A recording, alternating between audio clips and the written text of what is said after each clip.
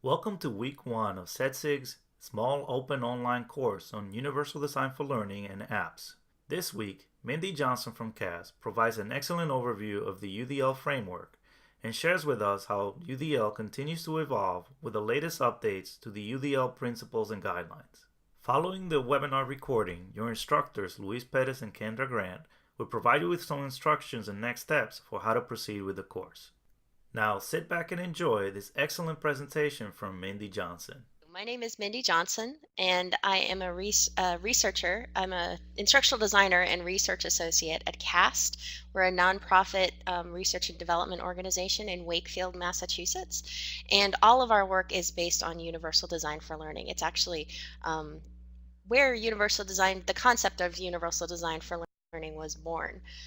So I'm going to talk to you a little bit today about just a brief introduction of universal design for learning. I'm going to tell you a little bit about my own UDL journey. Then we're going to talk about some assumptions and beliefs, your own and some of the assumptions and beliefs that UDL brings with it. And then we're going to talk about universal design for learning, and I'm going to go through briefly the UDL guidelines. You're going to be talking about them in much more detail later on in this SOOC. So it'll be a quick overview. So this was my classroom. Right? It was actually my desk. As you can see, I'm a little scattered, but this was my my office. I was a special education teacher in Chapel Hill, North Carolina. And as you can see, my desk had a whole bunch of pictures, a whole bunch of, I was right near the microwave for lunches, and I had a computer at my desk. You can kind of see it in the center there. It has all sorts of quotes around it. I think I can actually point to it right there. That was my computer. My desk was really popular for students to sit at because I had all of these wonderful things to look at. I had lots of books, and I let my students use my computer if they wanted to. But how I came to understand universal design for learning was I was a co-teacher in mostly science classes, some math classes, and a history class. And what happened was I would go into the classrooms and I would develop a relationship with the general education teacher. And I would modify some of the assignments, in cooperation with the teacher to make sure that the goal was aligned, but that just the materials were modified, or the pathway to getting to the goal was modified, or the way that special education teachers often do those modifications and adjustments to the curriculum. And what ended up happening was the teachers would look at my materials and they would say, you know what, this would be really useful for a whole bunch of students in my class. So what ended up happening is that we ended up co-designing a lot of the redesigning a lot of the materials that the teacher came with before they had me as a co-teacher in their classroom. And what ended up happening was that those resources were then shared out with the other teachers in the department. And so we had all of these wonderfully designed lessons and learning experiences that all sorts of students could access, that they were designed with disability in mind from the start so that we didn't have to go back and modify them later. I didn't know at the time that that was what universal design for learning is, but that's what it is. So I went back to grad school and I got my master's in technology and education. And now I work at CAST, and all I do is universal design for learning. This is my desk at CAST. I'm sitting there, and you can see it's got a lot of the same features. I've got my computer. Actually, I have two computers. I've got multiple screens. I've got my iPod. I've got my phone. But my passion is still universal design for learning. So let's talk a little bit about your assumptions and beliefs, because I came to teaching with assumptions and beliefs about learning. I came to teaching with assumptions and beliefs about my learners. So I want you to take just a moment to think about, what are your assumptions and beliefs about learning? What do you believe about learning? And what are your assumptions and beliefs about your learners, about the learners in your classroom, about the learners in your learning environment?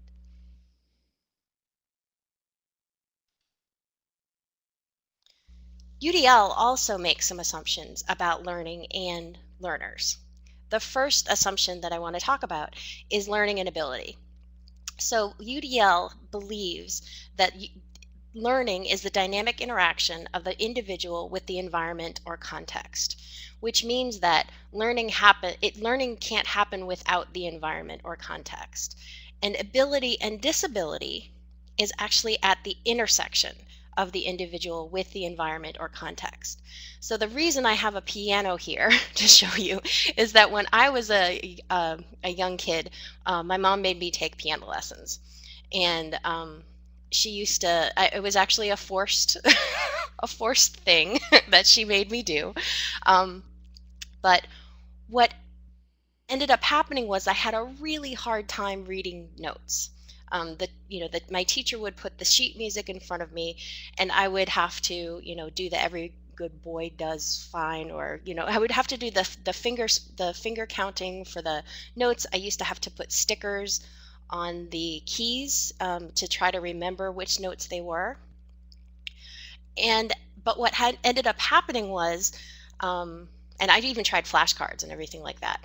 My mom, who also played the piano, which is one of the reasons she wanted me to, she used to play my homework. So my homework for piano lessons, she used to play it at night. And I would listen to what she was playing. The next day, I would go down to the piano and play the exact same thing. So she thought that I was getting much better at reading the notes, when actually I was just getting much better at listening to what she was playing and being able to copy that.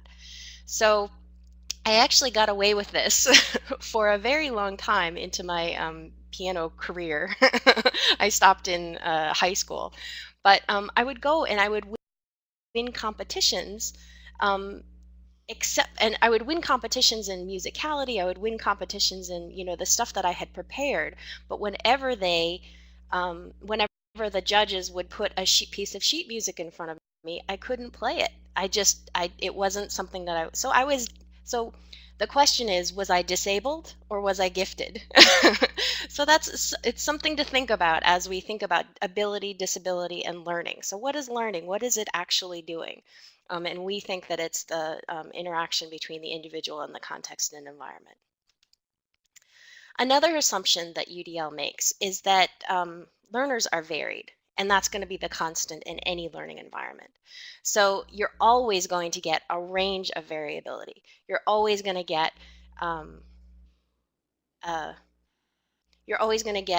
a wide variety of learners, and the way that learners come to the situation, their background knowledge, you're going to get a wide variety of ways that students access the information, and that's the given. Also, there's this YouTube video that I'm not going to show right now, but you're welcome to go watch it on your own. It's from a researcher who actually used to work at CAST. His name is Todd Rose, and he did a TEDx talk on the myth of average, and he talks about fighter pilots, actually. So it's a really interesting video. But what he says is that if we design our instruction for the average learner, we're actually designing for no one. So if you look at the picture on the right, there's, that's a little skier. I'm in Massachusetts, so we've got, skiing right now. It's winter. But we have all sorts of ways that the skier can actually get down the hill. There's the green circle, which is the easiest. There's the blue square, which is the medium. There's a black diamond, which is harder. And then there's a double black diamond, which is the absolute hardest, which as a skier, I would never ever do. All sorts of ways to get down the hill, right? If we actually designed that skiing experience so that there was only one way down the hill, is everyone going to have a good time? So the people who might choose the easiest way because they're just beginning, they're just starting out, or they just want to have a leisurely ski down the hill, it's going to be too hard for them. For the people who are in the middle, they're not going to have anywhere to grow. They're not going to have anywhere to grow to. For the people that really like the double black diamonds, they're going to think it's too easy. It's going to be too boring. It's not challenging enough. So when we design for the middle, we design for actually no one. There's no one in the middle. So that's another assumption that UDL makes, is we have to pay attention to the variability of our learners from the start so that we can provide them with appropriate learning opportunities. Another assumption is that we're trying to develop, the goal of universal design for learning, the goal of education is to develop expert learners. So the goal of instruction is to We want to help create purposeful, motivated learners. We want to create resourceful, knowledgeable learners. And sorry, that was cut off a little bit on the slide. And we also want to develop strategic, goal-directed learners. So I have this little dog to the right who is a level expert in self-control with all of those little dog biscuits on his nose. But we really do want to think of every single learner as developing these expert skills. And UDL actually addresses all three of these. So let's talk about universal design for learning. This is probably a familiar game to a lot of you. It's a Rubik's Cube. And so when we look at this Rubik's Cube, we think of, well, who is it designed for? Well, you could think that it's designed for the average person. They can see colors, they could actually see the cube, they can manipulate it with their hands. But who might it not be designed for? Who might have trouble with this task? And you can think about maybe people who are colorblind. Maybe they have trouble with the task, distinguishing the red from the green, or any other number of different color blindnesses. Or somebody who's completely visually impaired, who can't see the Rubik's Cube very well, who really can't distinguish the colors, who can't see when they've got all the colors on one side. So it's actually kind of a poorly designed thing. But there are some people who have gone out and said, well, you know what, blind people want to play the Rubik's Cube too. So they made this really beautiful Braille Rubik's Cube so that people who are blind can play it. But what's the problem with this one? So we have two games now. We have the colored Rubik's Cube and we have the Braille Rubik's Cube. The Braille Rubik's Cube might not work for somebody who is sighted, who really does respond to the colors on the sides of the Rubik's Cube. Or it might not work for somebody who can't read Braille. There's a very limited number of people who can read Braille. Of course, we can learn. Some of us can learn to do that if we're interested. But why not design something like this that has not only the colors, but also has some symbols on it so that you don't necessarily have to read Braille, but you can feel the symbols, you can feel the triangles, you can feel the plus signs, the minus signs, the circles, the squares, so that people who are sighted can play with the Rubik's Cube. People who are blind can play with the Rubik's Cube. People who are colorblind can play with the Rubik's Cube. So it's really this would be a game that would be designed for the widest possible range of learners. And you could even have something that is online so that somebody who can't necessarily manipulate the Rubik's Cube in a physical form could play as well. So they could use a single switch, for example, to move the squares. So this is the basic concept of universal design for learning.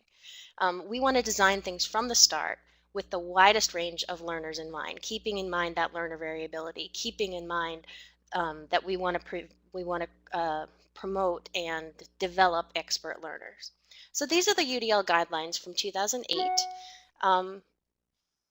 The three principles that relate back to the goals of the expert learner that we were talking about are multiple means of representation, so representing things in multiple ways, providing multiple means of action and expression, which means providing different students ways of showing us what they know, showing us their knowledge, expressing their knowledge, and acting on their knowledge. And then there's also providing multiple means of engagement. So not only recruiting interest, but really making that engagement an intrinsic thing, that students are self-motivated, that they can self-regulate.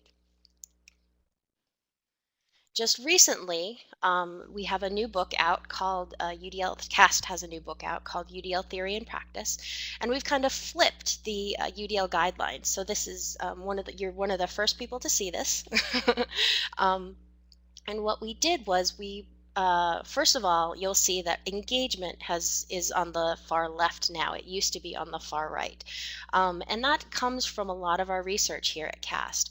We find that engagement is really central to understanding universal design for learning and getting into the learner variability and really capturing what is really important. And also the new graphic also highlights the different parts of the brain and how it's related to neuroscience. how UDL is related to neuroscience. So representation is second now, and then action and expression is third. We also switched around the order of the guidelines, and what used to be on top is now on the bottom. So if you see this, the provide options for recruiting interest, that was actually up here before. We kind of flipped the guidelines on their head, because we wanted to really focus on the goal of purposeful, motivated learners, resourceful, knowledgeable learners, and strategic, goal-directed learners. So we really wanted the emphasis to be there. So quickly, let's go through the guidelines. So providing multiple means of engagement. Again, the goal is purposeful, motivated learners. And then the guidelines say within this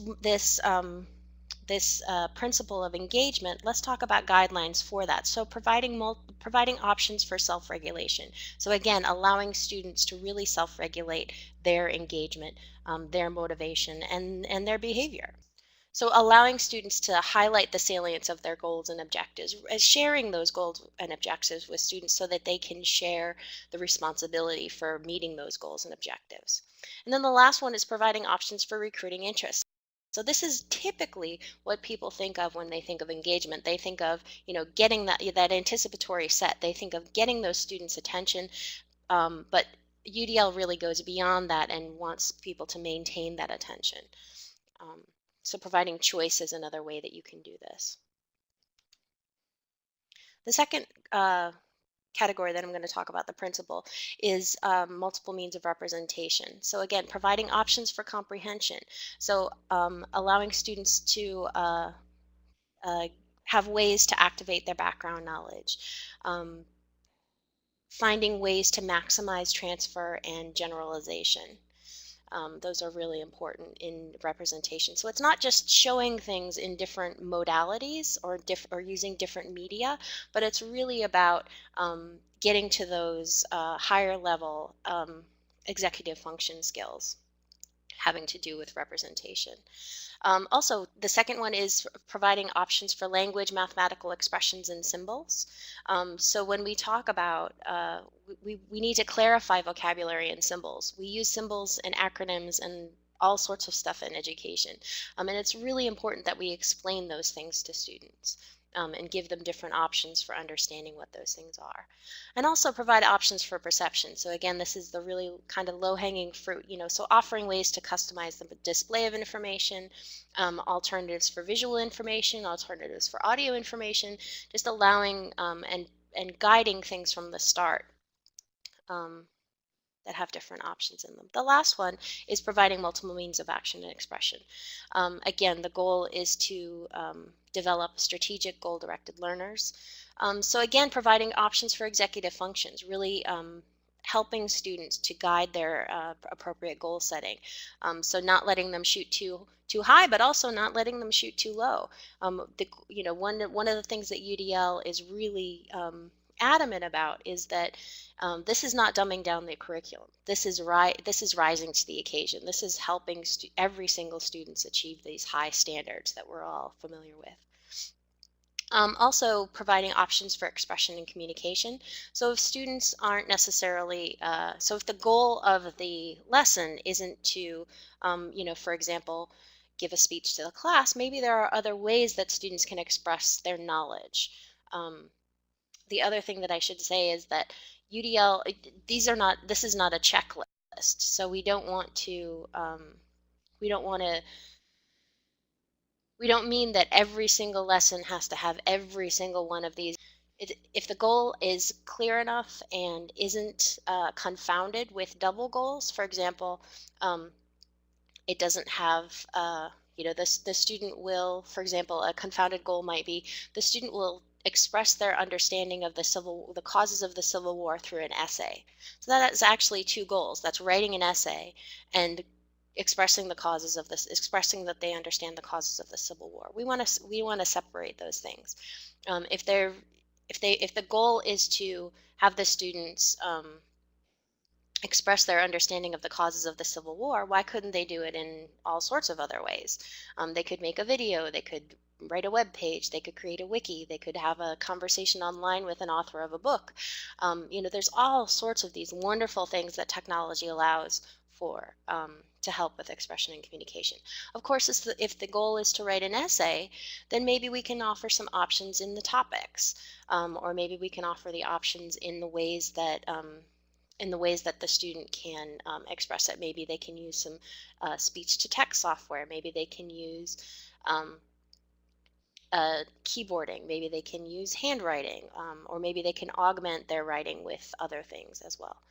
Um, so that actually gets to the last goal, the last guideline, which is providing options for physical action.